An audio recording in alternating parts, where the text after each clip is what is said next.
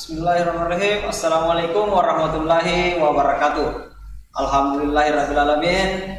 Puji syukur, senang sekali rasanya hari ini saya bisa menyupai adik-adikku sekalian, sobat maca di rumah, siswa SMP se-Kabupaten Sinjai dalam acara live event pembelajaran jarak jauh yang diselenggarakan oleh Dinas Pendidikan Kabupaten Sinjai. Baiklah, perkenalkan, nama saya Masri, saya guru IPS di SMP Negeri 32 Sinjai. Hari ini saya akan menemani adik-adik sekalian, sobat maca di rumah, belajar ilmu pengetahuan sosial, terkhusus di kelas 8. Alhamdulillah, kita sangat berbahagia meskipun di masa pandemi ini kita semua diberi nikmat kesehatan oleh Yang Maha Kuasa. Kesempatan ini bisa kita manfaatkan dengan baik untuk menimba ilmu sebanyak-banyaknya dengan berbagai cara, termasuk mengikuti pembelajaran jarak jauh ini. Tentunya ini akan sangat bermanfaat untuk menambah pasukan ilmu dan pengetahuan kita bersama. Sebelum kita mulai belajar, saya mau mengajak adik-adikku sekalian, sobat maca di rumah, untuk mempersiapkan segala sesuatunya yang akan kita gunakan dalam pelajaran ini. Seperti biasa, antaranya mempersiapkan alat tulis, buku, dan berbagai macam, tentunya buku paket pelajaran IPS yang biasa kita gunakan dalam kegiatan belajar di sekolah. Oke, langsung saja adik-adikku sekalian, seperti biasa mengawali pembelajaran kita pagi ini, marilah kita memanjatkan doa kehadiran Allah Subhanahu wa taala. Berdoa dimulai. Selesai. Oke, pada pertemuan kali ini ada yang tahu saya akan membahas apa? Kelas 8, adik-adikku sekalian, sobat maca di rumah pasti sudah tahu. Hari ini saya akan membahas mengenai materi mobilitas sosial. Ada yang pernah mendengar sebelumnya? Ada yang pernah mendengar sebelumnya ini mobilitas sosial? Saya yakin siswa-siswi SMP di Kabupaten Sinjai tidak asing lagi namanya mendengar namanya mobilitas sosial. Saya yakin itu saya yakin adik-adikku sekalian sudah sering mendengar, entahkah itu di pembelajaran sebelumnya ataukah sudah sering baca-baca. Langsung saja kita lihat. Mobilitas sosial itu sering kita jumpai dalam sehari-hari. Cuma adik-adikku sekalian mungkin agak sedikit lupa. Saya tidak yakin adik-adikku sekalian di rumah, sobat maca, tidak tahu yang namanya mobilitas sosial. Pasti sudah tahu. Untuk mempelajari mobilitas sosial seutuhnya, ada beberapa materi yang harus kita paham. Terkhusus hari ini saya akan menjelaskan 5 hal tentang mobilitas sosial. Baru di akhir kita bisa menyimpulkan bagaimana materi mobilitas sosial itu yang sesungguhnya. Yang pertama yang akan kita bahas yaitu pengertiannya dulu. Apa sih mobilitas sosial itu? Yang kedua, apa bentuk-bentuknya mobilitas sosial itu sendiri? Kemudian yang ketiga, kita faktor-faktor pendorong dan menghambat mobilitas sosial itu sendiri. Yang keempat, saluran mobilitas sosial. Yang terakhir, dampak mobilitas sosial. Kelima-limanya inilah yang bakalan kita pelajari ke depan adik-adikku sekalian. Setelah kita pelajari yang 5 ini, kita bisa menyimpulkan seperti apa yang disebut dengan mobilitas sosial itu sendiri. Baiklah, kita masuk yang pertama. Kita bicara definisi dulu. Di mana-mana ada di sekalian, kita harus paham dulu apa definisinya, apa pengertiannya. Mobilitas sosial adalah bla bla bla. Nah, ini yang harus diketahui terlebih dahulu. Karena saya yakin ada di sekalian di rumah, ada dari sobat-sobat maca di rumah sudah ada yang bertanya-tanya, apa ini mobilitas sosial? Kayaknya keren ini dipelajari. Oke. Mobilitas sosial. Ini kita bedah katanya menjadi dua dulu. Ada kata mobilitas, ada kata sosial. Betul sekali. Oke, kita lihat mobilitas dulu. Sering mendengar kata mobilitas? Nah, tentunya sering. Ini kalau kita lihat katanya ada kata mobil. Mobil itu bergerak, pindah-pindah, membawa kita dari suatu tempat ke tempat yang lain. Mobilitas berasal dari bahasa Latin. Jadi kalau berbicara definisi ada di sekalian, rata-rata itu berasal dari serapan bahasa Latin. Yang bahasa Latin yaitu mobilis, yang berarti mudah dipindahkan atau banyak bergerak dari suatu tempat ke tempat yang lain. Kurang lebih sama seperti pengertian kita tentang mobil. Jadi mobilitas dan mobil itu tidak jauh beda artinya. Nah, bergerak. Sedangkan kata sosial, dia itu mengandung makna seseorang atau kelompok warga dalam kelompok sosial. Sosial dalam artian singkatnya itu adalah orang banyak. Paham? Jadi mobilitas sosial itu adalah perpindahan posisi seseorang atau kelompok dari lapisan yang satu ke lapisan yang lain. Apanya yang berpindah? Apakah posisinya? Ya, jelas posisinya. Tetapi dalam artian mobilitas sosial yang mengalami perubahan itu hanya kedudukannya. Kedudukannya dari sekalian. Kedudukannya bisa lapisan yang satu berpindah ke lapisan yang lain menjadi lebih tinggi atau lebih rendah, ataukah dari posisi yang sebelumnya berpindah hanya mengalami perubahan kedudukan. Itu yang disebut mobilitas sosial. Paham? Oke, kita lanjut. Nah, untuk melanjutkan, sebentar kita bahas contoh-contohnya supaya lebih detail pemahamannya tentang mobilitas sosial. Kalau sudah ada contohnya, pasti lebih dipahami lagi bagaimana sesungguhnya pengertian mobilitas sosial ini. Oke, adik-adikku sekalian, kita lanjut. Bentuk-bentuk mobilitas sosial. Simpel, adik-adikku sekalian. Bentuk-bentuk mobilitas sosial ini dibagi dua. Yang pertama vertikal, yang kedua horizontal. Jadi kalau diilustrasikan, kedua bentuk-bentuk mobilitas ini berbentuk tambah. Mobilitas sosial dari bawah ke atas atau atas ke bawah, horizontal dari kanan ke kiri atau kiri ke kanan. Seperti apa bentuknya?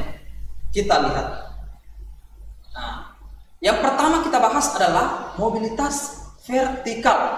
Nah, mobilitas vertikal ini perpindahan seseorang atau kelompok dari suatu kedudukan sosial ke kedudukan sosial lainnya yang tidak sederajat. Nah, sudah mulai mengarah. Yang tidak sederajat seperti apa? Dibagi ada dua lagi. Ada mobilitas vertikal ke atas, ada mobilitas vertikal ke bawah. Vertikal ke atas biasa disebut social climbing. Vertikal ke bawah social sinking. Seperti apa? Saya kasih contoh. Mobilitas vertikal ke atas. Saya kasih contoh. Mobilitas vertikal ke atas, adik-adik sekalian, pernah enggak melihat ada seseorang yang pada zaman dahulu hidupnya biasa-biasa saja. Kemudian saat ini hidupnya mengalami peningkatan. Nah, sudah paham tak? Sudah mengarah. Nah, saya kasih contoh lebih real lagi. Ada seorang pengusaha beras. Saya kasih contoh lah, pengusaha beras. Dia hanya berusaha kecil-kecilan, menjual beras seliter demi seliter, 2 liter, 3 liter, sampai akhirnya membuka usaha bisnis besar berskala besar. Artinya kehidupan penjual beras ini sudah berubah dari yang dulu sampai sekarang. Itu namanya mobilitas vertikal ke atas. Statusnya sudah berubah. Dulu penjual beras di pasar, sekarang sudah menjual beras di toko yang sangat besar, dia sudah mempunyai gudang. Itu artinya dia sudah berpindah status jadi pedagang kecil menjadi pengusaha. Itu namanya vertikal ke atas, artinya ada peningkatan. Ada peningkatan. Contoh yang lainnya, saya kasih contoh. Ada seorang polisi, petugas keamanan. Pada awalnya dia hanya memiliki pangkat rendah, tapi beberapa tahun kemudian dia naik pangkat menjadi pangkat yang sangat tinggi. Artinya dia berpindah dari yang rendah ke yang tinggi. Itu artinya vertikal ke atas. Kemudian vertikal ke bawah, adik-adik sekalian. Bagaimana kalau vertikal ke bawah? Tentu sudah paham. Karena hanya kebalikannya. Kalau ada yang berpindah status dari yang tinggi ke bawah, itu berarti mobilitas sosial vertikal ke bawah. Itu sudah pasti. Jadi gampang sekali adik-adik sekalian dipahami ini. Karena dia hanya kebalikannya. Kalau mobilitas ke bawah, contohnya ada pengusaha yang kaya raya, dia mempunyai segalanya. Segalanya dia mempunyai mulai dari kendaraan, barang-barang mewah, tetapi suatu hari dia bangkrut. Dia turun statusnya menjadi orang yang kurang mampu. Apa yang terjadi? Ada perpindahan status dari yang tinggi menjadi yang rendah. Bagaimana adik sekalian? Paham? Oke. Jadi itu namanya vertikal. Oke. Kita lanjut yang kedua, mobilitas horizontal. Ada namanya mobilitas horizontal adik sekalian. Kalau mobilitas vertikal, perpindahan status sosial dari atas ke bawah atau sebaliknya bawah ke atas. Kalau mobilitas horizontal, dia tidak berpindah seperti itu adik sekalian. Dia hanya perpindahan status seseorang atau sekelompok dalam lapisan sosial yang sama. Kenapa bisa, Pak? Lapisan sosial yang sama. Begini. Contohnya, saya kasih contoh yang paling dekat dengan kita. Ada seorang kepala sekolah dari sekolah A berpindah, dimutasi, pindah ke sekolah B. Ini dia berpindah, tetapi dia tidak turun statusnya. Hanya posisinya yang berpindah dengan posisi yang sama. Itu yang dimaksud horizontal. Jadi lapisan sosial yang sama. Contoh juga seorang guru. Saya contohnya, saya mengajar di SMP A. Sekarang sudah pindah ke SMP B. Saya tetap guru. Saya tidak seperti mobilitas sosial vertikal yang turun dari saya. Cuma tempat saya yang berpindah. Seperti itu contohnya adik sekalian. Paham ya? Ada yang bilang sangat mudah dipahami. Ya jelas. Karena berbicara masalah pelajaran IPS, terutama mobilitas sosial, itu contoh-contohnya ada di sekitar kita adik sekalian. Oke? Kita lanjut kalau begitu. Apa yang menyebabkan? Apa yang menyebabkan terjadinya mobilitas sosial? Ada faktor pendorongnya, ada faktor penghambatnya. Kita bahas yang pertama dulu. Apa yang mendorong terjadinya mobilitas sosial? Yang pertama, kita lihat. Yang pertama adalah faktor struktural. Orang bisa berubah status sosialnya ketika dia masuk dalam sistem struktural. Negara kita Indonesia memungkinkan ini, sangat membuka lebar bagaimana struktural itu membuka lebar bagaimana seseorang meraih status tertingginya. Seperti yang saya tayangkan pada gambar, ada seorang presiden. Contohnya presiden kita saat ini Bapak Joko Widodo, Pak Jokowi. Sekedar adik-adik sekalian tahu, sobat maca di rumah, Pak Jokowi dulu ini pengusaha mebel. Kemudian dia berusaha, bekerja keras, dan pada akhirnya dia menjadi seorang presiden. Dia berada di puncak struktural di negara kita. Ini sangat menginspirasi adik sekalian. Tentunya kita mencoba terus berubah. Kita terus berubah untuk berpindah. Kita tidak mau begini terus, saya akan berubah. Kita terinspirasi sama seperti seorang petugas keamanan. Dia akan berusaha dia mendorong dirinya untuk masuk ke struktural yang lebih tinggi, jadi pejabat contohnya.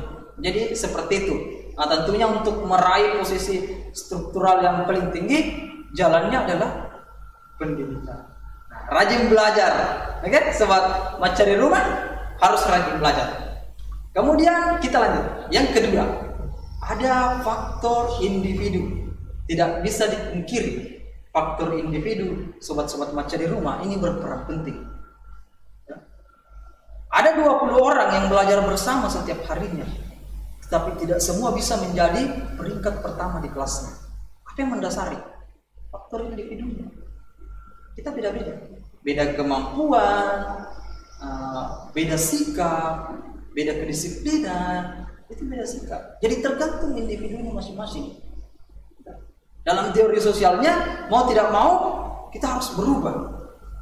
Dan berubah, salah satunya contohnya adalah mobilitas sosial. Adik-adikku sekalian, sobat Maca di Rumah mau menjadi individu yang seperti apa? Tentunya tergantung. Dan salah satu kuncinya lagi-lagi adalah belajar dengan keras. Oke? Kita lanjut. Faktor pendorong selanjutnya adalah faktor sosial, lingkungan kita. Mulai dari lingkungan yang paling terendah adalah keluarga yang mendukung kita untuk berubah. Orang lahir dalam kondisi yang seperti apapun itu modelnya, itu memacu untuk berubah. Biasa orang tua berpesan, belajar baik-baik, nak, supaya tidak seperti saya, harus lebih baik dari saya. Itu salah satunya faktor mendorong kita untuk berpindah status. Semua orang punya cita-cita, termasuk adikku sekalian di rumah punya cita-cita. Salah satu faktor pendorong mobilitas sosial itu adalah faktor sosial itu sendiri. Di dalamnya adalah cita-cita yang mendorong kita untuk berubah menjadi lebih baik. Oke? Lanjut. Faktor pendorong selanjutnya adalah faktor ekonomi. Tidak bisa dipungkiri. Dengan mempunyai ekonomi yang baik, kita bisa meraih beberapa hal yang kita impikan. Termasuk kita bisa mengakses pendidikan yang tinggi, memperbaiki kehidupan, mencari kehidupan yang layak. Itu status. Siapa yang banyak uangnya, dia yang paling tinggi status sosialnya. Bahasanya seperti itu. Tahu, wah, dia orang punya banyak uang, dia adalah pengusaha kaya, dia terkenal. Secara otomatis status sosialnya bakalan berubah dibandingkan orang yang mempunyai kemampuan ekonomi yang rendah. Jadi ekonomi adalah salah satu kuncinya juga. Oke. Selanjutnya adalah faktor politik.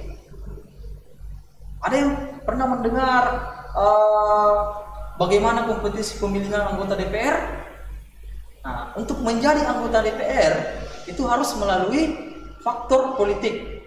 Kita harus ikut dalam berpolitik. Tidak langsung duduk anggota DPR. Dia mulai dari bawah, masuk bergabung dalam dunia politik, dan pada akhirnya menduduki. Bayangkan gengsinya status sosial kita ketika anggota DPR, pengusaha, posisi-posisi strategis di pemerintahan. Ini Pak Bupati, bagaimana kalau Pak Bupati datang? Bagaimana betapa dihargainya beliau? Itu karena dia sudah melewati mobilitas sosial vertikal naik. Jadi artinya statusnya naik. Dia lahir tidak langsung jadi bupati. Dia lahir tidak langsung jadi anggota DPR, melalui proses. Oke, adik-adik sekalian, ini sangat menginspirasi. Kita lanjut. Faktor selanjutnya ada faktor kemudahan dalam akses pendidikan. Saya pikir ini tidak jadi masalah, karena di negara kita ini cenderung menyiapkan akses pendidikan yang memadai. Terkhusus di Kabupaten Sinjai, kabupaten kita luar biasa. Termasuk yang kita lakukan saat ini, dalam masa pandemi saja kita tidak belajar di sekolah. Pemerintah masih kreatif dalam menyediakan akses pendidikan bagi anak-anak sekalian. Ini yang membuat, ini yang berbeda. Jadi kemudahan dalam akses pendidikan menentukan bagaimana kita berpindah. Kalau mudah kita mengakses pendidikan, cepat kita cerdas. Bahasanya seperti itu. Kalau cerdas berpendidikan, kita bisa meraih apa yang kita impikan, termasuk cita-cita yang telah adik-adikku sekalian sebutkan tadi. Oke? Selain faktor pendukung, ternyata adik-adikku sekalian sobat Maca di Rumah, ada juga yang menghambat mobilitas sosial. Ada 2 faktor penghambatnya. Apa itu? Yang pertama, kemiskinan. Ini berlawanan dengan faktor ekonomi tadi.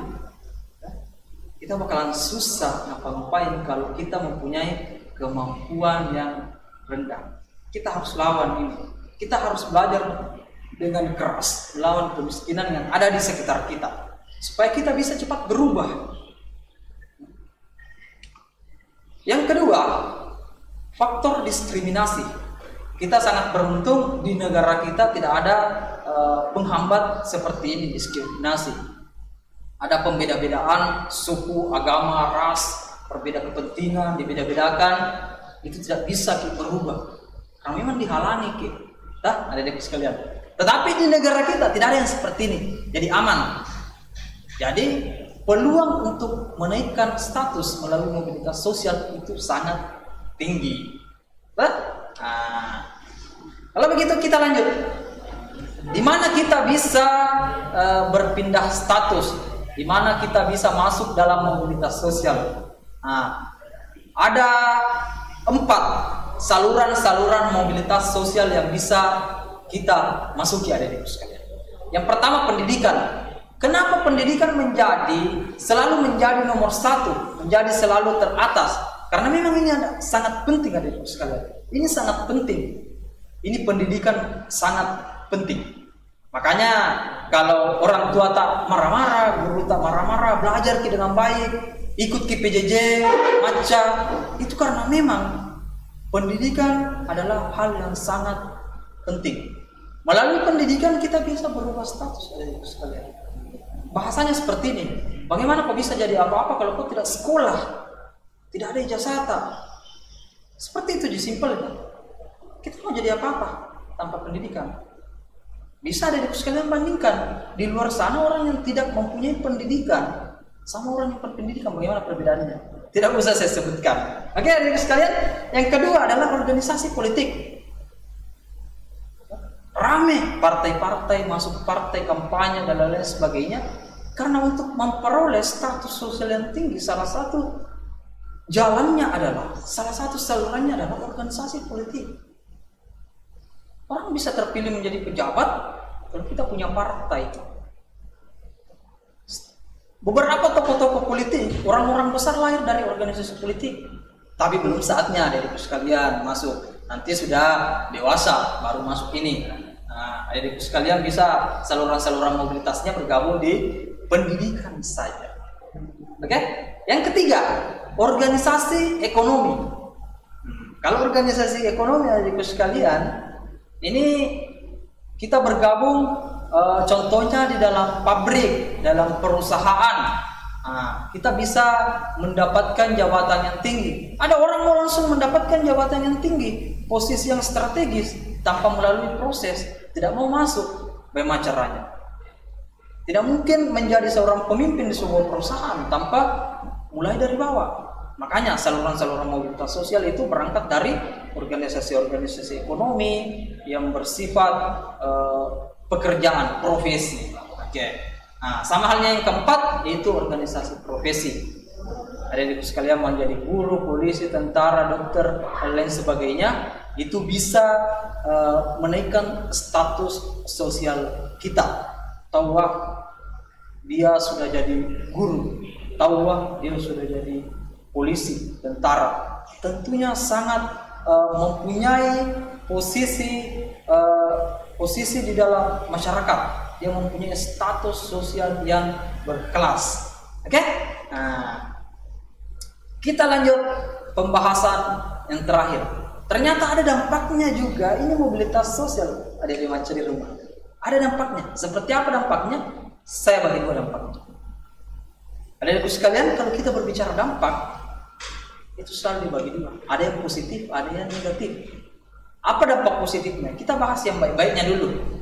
Dampak positif. Yang pertama dari Maca di Rumah, mendorong seseorang untuk lebih maju. Adanya status sosial, orang-orang berlomba-lomba Siapa mau dikalah? Teman-teman meraih prestasi, saya juga mau meraih prestasi. Ini positif. Jadi kita berlomba-lomba dalam kebaikan, adik-adik sekalian. Yang kedua, mempercepat tingkat perubahan sosial. Dalam suatu kawasan, kalau individu-individunya sudah berubah, otomatis mempengaruhi semua dalam kawasan itu untuk berubah. Artinya semua berubah. Kalau di suatu daerah orang berpendidikan semua tinggal, sebuah daerah itu pasti sudah bagus. Itu salah satu contohnya. Nah, makanya dia dampak positifnya itu mempengaruhi mobilitas sosial. Bisa diperhatikan adik-adik sekalian, sobat-sobat maca di sekitar tempat tinggalnya seperti apa.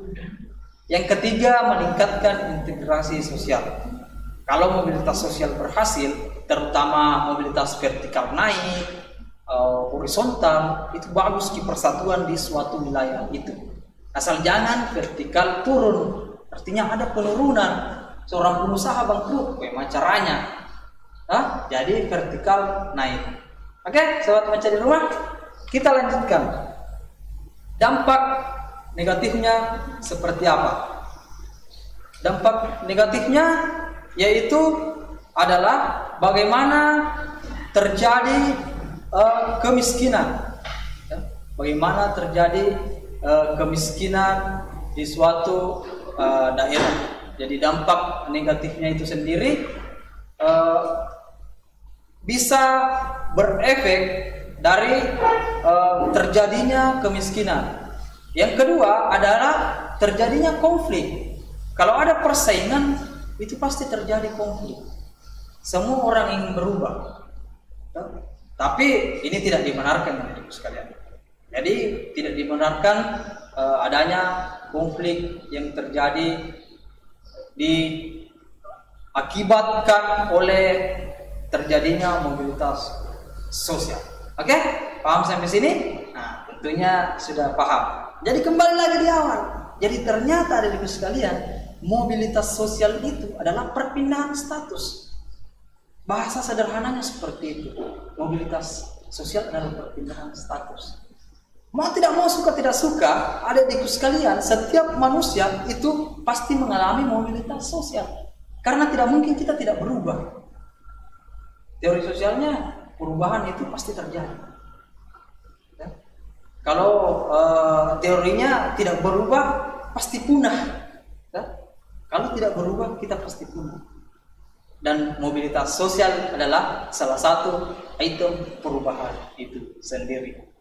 Oke, sobat maca di rumah, saya rasa untuk materi hari ini cukup sangat singkat, tetapi ini sangat penting untuk pengetahuan, ilmu pengetahuan sosial adik-adikku sekalian, terutama di kelas 8. Sebelum saya akhiri, saya ingin berpesan kepada adik-adikku sekalian untuk tetap semangat belajar.